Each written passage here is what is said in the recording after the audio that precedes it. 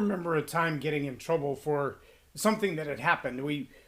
When I was a kid, my stepdad used to play 3D chess, meaning three levels. It was a plexiglass chess set that he had handmade so that you could see all three levels, and it had the beautiful ornate corners and the whole thing. And he was in the middle of a chess game with somebody else that he was playing with over the CB radio, and had left the game while he and my mother went out to dinner. And when he came home, the chess set was in pieces all over the floor. When he looked at me, what he said was, "How did the chess set get broken?" And my answer was absolutely factual. "It was broken when I walked in the room just now." That's what I said. It was broken when I walked in the room just now.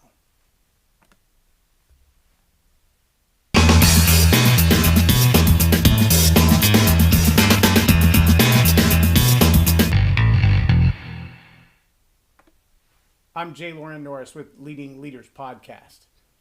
You know, there was a time then you can tell what is the truth, but hasn't always been the truth. And by that I mean you can tell the facts as they are right now without necessarily revealing all the facts that were. I didn't always have the money. The money that's in the bank right now is my money because it's in my account. But how did it come to be in my account? Well, now that's a whole nother question, right? Because it might have been from a robbery or from a heist or from money found on the side of the road or from some kind of other illegal activity. And see, these are the kinds of games we play where we tell the facts that are limited in their scope because we can. But the truth, the whole truth, and nothing but the truth demands that it's the entire truth. Now, you know, if you've been watching humans for any length of time, that there are those who will tell you the facts. They'll give you the details. They'll tell you what's going on. But they'll give you the details in such a way that you realize that they've narrowed the scope of the facts. They're only giving you a certain amount of the facts. They're not giving you any idea as to why these facts might be true right now, but they weren't 15 minutes ago, or what it means that they're true now if we look forward 15 minutes or 15 days or 15 years. What will happen if? Let me give you an example. We've all seen the movie Minority Report. When you watch Minority Report, you think, well, it's ridiculous to think that we would ever try to arrest someone for a crime they have not yet committed just because they thought about it. It seems so far-fetched in this sci-fi thriller to think about the idea of reading someone's thoughts in advance. Now, what you may not know is that even before that movie came out, I sat for hours with a gentleman who was a doctor who helped to create what they called the prison without walls. It was a little piggyback chip that kind of like what you put in your pet so your pet doesn't get lost, or if they do get lost, you can actually find them. They've used them in children. They've used them in mental patients, some military members, and even foreign dignitaries. I remember Vicente Fox, I believe was his name, the president of Mexico a couple of generations back, actually had a chip put in the back of his neck so that he could be found if he was kidnapped or imprisoned in some way. But this particular chip that the Dr. Sanders told us about in 92 or 93, it would have been 93 because it was just before I got married. This particular chip had a piggyback, and the chip wasn't just readable for geolocation, et cetera, et cetera. It read the telemetry in a body as well as the biology in the body. So where is it and what's it going through? And it had a couple of indicative triggers in the chip. The chip, just like you can go in right now and they can take a little blood test, or they can, read something with a thermometer, or they can read something through an MRI and determine whether your body is in its best status. This little chip was able to read hormone levels and dopamine levels and endorphin levels and adrenaline levels and all this kind of stuff. And so they would specifically put it in the body of those who had been maybe registered sex offenders before that particular term was a term.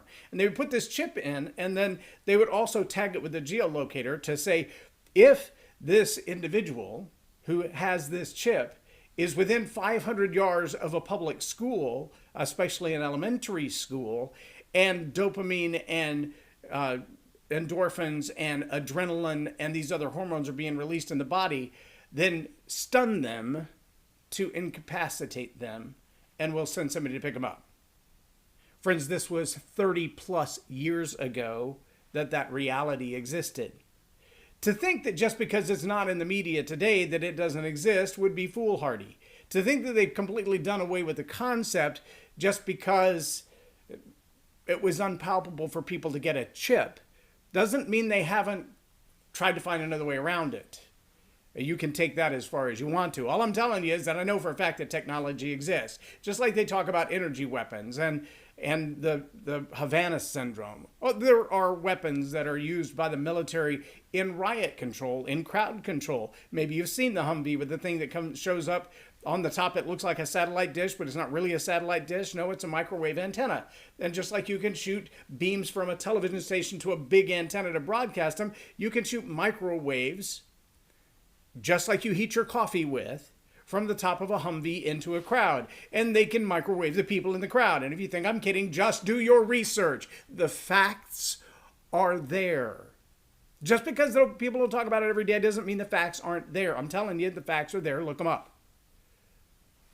They've been seeding clouds to create rain in places where it hasn't rained. They've been doing that since the 60s and 70s. Look up your research on the Viet Cong and all of the rains, the monsoon rains that happened over Vietnam in the late 60s and early 70s.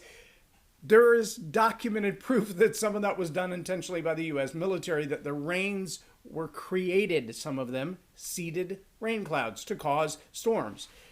I'm not a conspiracy theorist. I'm just telling you the stuff that I've read. These are pesky little things called facts. And these pesky little facts, well, they sneak up on you. And they tell you something that maybe you haven't believed before, you didn't want to believe. But let me tell you also that people tend to use facts to disguise intent. Let that one sink in for a minute. People tend to use facts to disguise intent. When my stepdad walked in the room and he said, "What happened to my chess set?"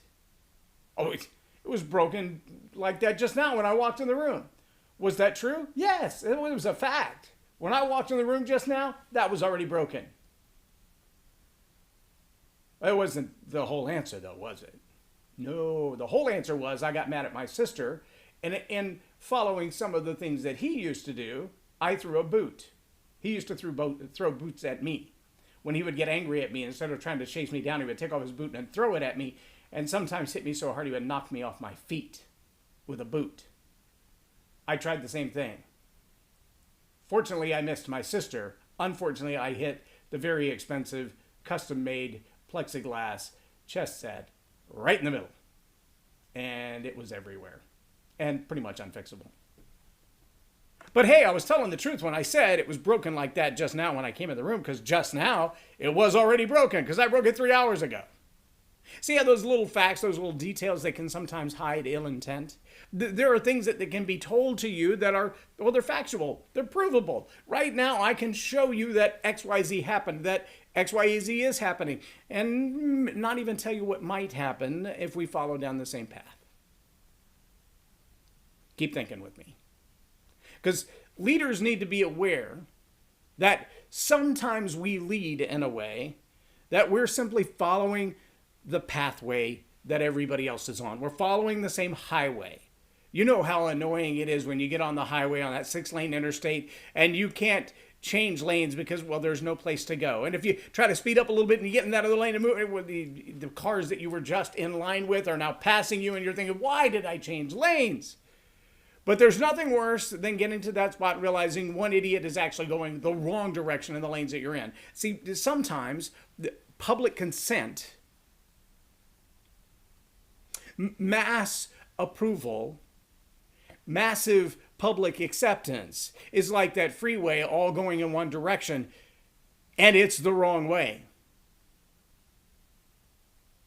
And maybe you've seen those horror movies where everybody's running down the hallway, and as the whole mass is going to the hallway, one's turning around yelling, "No, he's got a chainsaw! He's got a chainsaw!" And so the whole crowd tries to turn around and come back, and now the crowd is turning in on itself, realizing the whole crowd has been going the wrong way the whole time, and the guy with the chainsaw is actually in front of you, not behind you. You're not running from him, you're running to him. You're not running from the disaster, you're running to the disaster. And leaders need to be aware enough to understand that sometimes that sign that says exit, it'll take you to an exit. It's not the one you want to get to. What's on the other side of that exit may be something you are not looking for. It might be that exit that takes you right out the window whoosh, to a free fall, right off the cliff. Because, well, everybody was going that way. I just jumped in the herd, right? No. Leaders need to be aware enough not only to recognize that sometimes facts are used to intentionally deceive. Here's one for you. Maybe you hadn't heard about it, but there's this thing called a search warrant. Well, they have a legal parameter. Why? Because our Bill of Rights in the Fourth Amendment says that American citizens are protected against illegal search and seizure of their persons and their papers. Papers, please, is a Germany phrase. That's a Russian phrase. That's a Stalinist phrase. That's not supposed to be an American ideology. However, recently, in a collaboration, if you will, between Google and the FBI, they decided that they could look up keywords. Now, the warrant was this gigantic umbrella that said anybody who's ever searched these keywords, pick whatever keywords you want to. Anybody who's ever searched these keywords falls within the scope of this warrant. Hang on. Potatoes? What if that's the keyword? Have you ever searched, how do I make French fried potatoes? How can I turn potatoes into hash browns? What if I want to grow potato in my backyard? How do I make a potato gun? Potato gun? Oh no! That's like a weapon. See, it's really easy to take the scope of something that's factual. Potato. A potato. It's harmless. Unless you make a potato gun or a battery. Yeah, you've seen the science experiments from elementary school where you stick the little things in there and it lights up your light because a potato has energy in it, right? But see, what if potato became the search word? What if potato became the keyword that the FBI decided anybody who's ever searched potato is suddenly, potentially, Minority Report style, guilty of something that has not yet happened, but they could be because they're thinking about it because they're thinking about potatoes. Forget your morning hash browns or pan fries, my favorite. Pan fries with a little gravy. Perfect. Forget about that. Anybody looking for potatoes, they have bad motives. They're up to something. Now, I want you just for a moment to think, if you took out the word potato, what words could you put in there? It's your own little exercise. What words could you put in there that someone might say, well, these people are searching that for a good reason, and these people are searching that for a bad reason, and we just want to know what all of them are up to. See, the search word warrant was first used to find a missing child. Then it was used to find someone who was involved in a potential arson. And then the search word was used to find anyone who had Googled someone's home address. Well, maybe it's FedEx. Maybe it's a first date. Maybe it's a blind date. Maybe it's the guy from Pizza Hut who doesn't know how to get to your house without his Siri GPS or his Android Google Maps telling him how to get there. They might have Googled your address as well, but now suddenly they're a potential criminal because at some time they typed your home address into a search box. Do you see how ambiguous this becomes? That is a problem. If the facts are being used in a very narrow scope, there's a really good chance that there's an ill intent behind them, a little disingenuous need for this truth. Leaders need to be the ones who are willing to say, I'm sorry, guys, I know I'm in the middle of this crowd. There's a whole lot of people in front of me, a whole lot of people behind me, but I distinctly hear the sound of a chainsaw. I hear people screaming off in the distance. I'm wondering where we're going when we get out of this train. I wonder what's at the end of this hallway. And leaders need to be the ones to say, I think we should turn around now. We may lose those who are already ahead of us, but we need to turn around now. Those facts can be used disingenuously. Those facts can be used to manipulate the crowd. Oh, they're still facts. They're still facts. There's no question they're facts. The question is, what are you using those facts for? What is the intent behind those facts? As a leader, you better be asking that question.